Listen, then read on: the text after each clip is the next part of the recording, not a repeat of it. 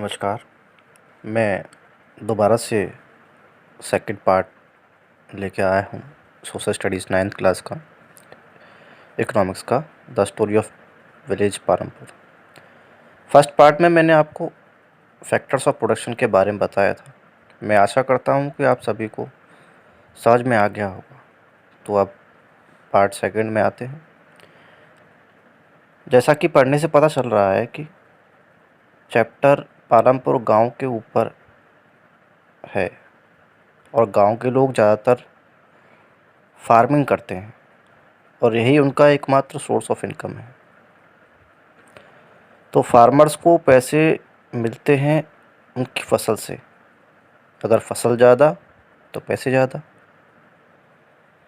और ज़्यादातर CBSE board exams में क्वेश्चन भी आता है कि write 2 or 3 ways or methods to increase the production of crops. I repeat, write 2 or 3 methods to increase the productions of crops. यानी कोई भी 2 या 3 तरीके बताओ जिससे ज़्यादा फसल मिले। बहुत से बच्चे आंसर लिखते हैं फार्मिंग ऑन मोर लैंड, यानी कि ज़्यादा भूमि पर खेती करेंगे तो ज़्यादा अच्छी फसल मिलेगा। ये भी अब देखते हैं क्या सही है कि नहीं है आंसर। एक बात बताऊंगा पहले आपको। आज हम एक ऐसे समय में आ गए हैं जहाँ पर सारी ज़मीन जिस पर हम खेती कर सकते हैं वह लिमिटेड हो गई है। और यह भी कह सकते हैं कि खेती के लिए अब ज़मीन हर साल कम होती जा रही है, क्योंकि उनकी जगह हाईवे, फैक्ट्री, नए घर रोज़ बनते रहते हैं।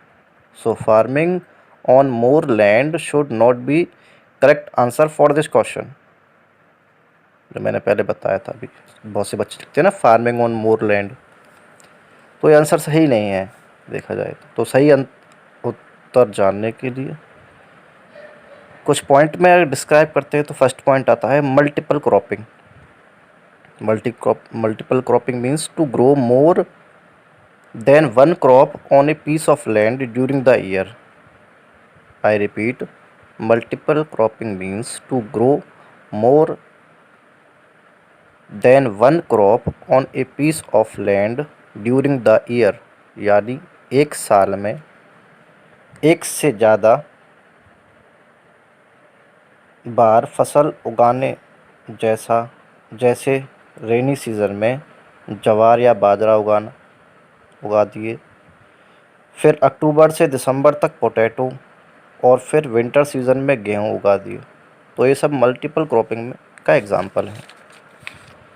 सेकंड पॉइंट है use of modern farming method.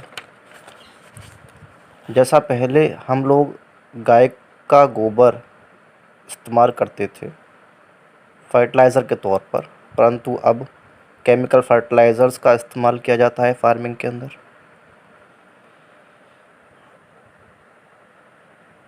1960 में जब ग्रीन रेवोल्यूशन आया, इसमें फार्मर्स को HYV सीड्स के बारे में बताया गया और उसे इस्तेमाल करने का भी सलाह दी गई। और यह सबसे पहले हरियाणा और पंजाब में शुरू हुआ था और इससे सबसे ज़्यादा वीट और राइस को प्रॉफिट हुआ। यानी वीट और राइस की जिन्होंने फसल उगाई थी सबसे ज़्यादा उनको मुनाफा हुआ इसमें। HYV का मतलब है high yielding variety seeds. High yielding variety seeds, यह सीड्स पहले से 2.5 गुना तेज़ी से क्रॉप्स को प्रोड्यूस करते थे। थर्ड पॉइंट है using of modern farming machines like tube wells, tractors, threshers, ETC। ये सब सहयोग करते थे हाई यील्ड के लिए, यानी कि क्रॉप्स को उगाने के लिए, प्रोड्यूस करने के लिए तेज़ी से।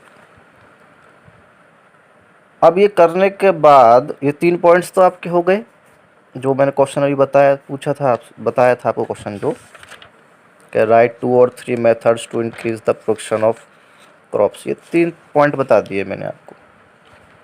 अब जो मैंने ग्रीन रेवोल्यूशन बताया था अभी आपको सेकंड वाले पॉइंट के अंदर, the green revolution, H why V seeds से आया था ना ग्रीन रेवोल्यूशन, उसके बारे में कुछ उसके दुष्परिणाम, बैड इफेक्ट क्या पड़े ग्रीन रेवोल्यूशन के, वो बताता हूँ मैं आपको। एच वाई वी सीड्स का ड्रॉबैक क्या क्या थे। यह जो सीड थे इनको बहुत सारा पानी, पेस्टिसाइड्स, फर्टिलाइज़र्स की ज़रूरत पड़ती थी। सेकंड पॉइंट ये है, ज़्यादातर केमिकल फर्टिलाइज़र का इस्तेमाल करने से सॉइल की फर्टिलिटी जो होती, उपजाऊता जो थी, वो कम हो जाती है। अगर हम ज़्यादा केमिकल्स का या उनका इस्तेमाल करेंगे, केमिकल फर्टिलाइज़र का इस्तेमाल करते हैं अपने खेती बाड़ी में, तो अब देखोगे धीरे धीरे सॉइल की फर्टिलिटी और उपजाऊता जो होती है वो धीरे धीरे कम हो चली जाती है। तो ये भी ड्रॉबैक था।